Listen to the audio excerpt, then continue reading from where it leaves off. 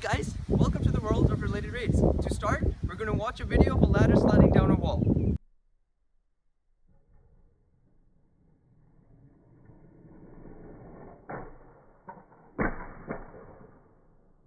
This is a snapshot of the ladder while it was falling down, and notice how it forms a right triangle. Now that you have seen the demonstration of the ladder sliding down the wall, let's get into the math by looking at the board. So first we have this right triangle here.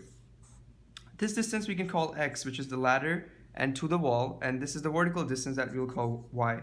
Let's call the hypotenuse of the right triangle a and label this as a 90-degree triangle. So using basic math, we know the Pythagorean theorem holds true, and we do x squared plus y squared equals a squared.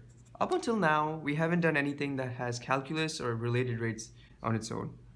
Now we do something called time differentiation of both sides. Since this equation holds true, x squared plus y squared equals a squared, we can differentiate both sides of the equation with respect to t, and let's see what we get. So we do d dt of x squared plus y squared equals d dt of a squared. So let's do the derivative now. So when we do this, we get 2x dx dt plus 2y dy dt equals 2a dA dt. Now you might be thinking, why dt? Why not dx? Why not dA? Why not dv? D whatever? Well, the thing is, dt means a change in time, and time is the only variable that is increasing as the ladder is sliding down. Because picture the ladder sliding down. The x is changing, the y is changing, the 8 of course doesn't change. But time changes for all x, y, and a within the ladder. So time is a common parameter for all x, y, and a, which allows us to do a time differentiation. If we do something like just a dx, for all particles along the y-axis, x never changes, so dx doesn't actually even exist for that particle. So now that we have this equation, we cross out the 2's because that's just a common factor that we can cross out. And we see x dx dt, dy dt, y dy dt equals a dA dt. Now we have x, y, and a.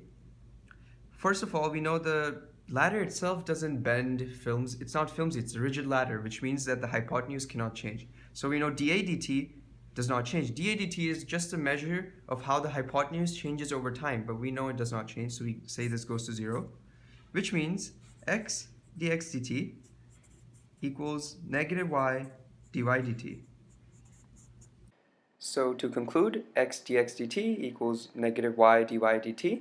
This is a foundational related rates problem, and I hope you learned a lot by watching this video. Thanks for watching!